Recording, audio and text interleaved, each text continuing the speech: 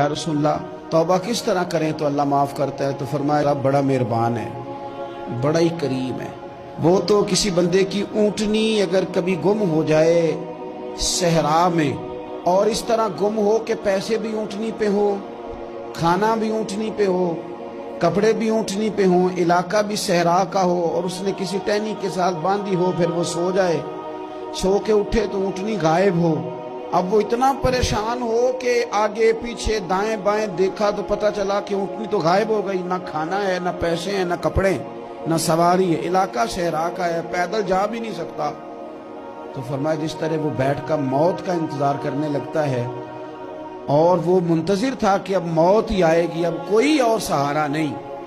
فرمایا اچانک اگر اونٹنی سامنے آ جائے تو اسے کتنی خوشی ہوگی؟ یا رسول اللہ اسے تو بڑی خوشی ہوگی۔ فرمایا جب رب کا بندہ توبہ کرتا ہے تو اللہ کو اس سے بھی بڑھ کر خوشی ہوتی ہے۔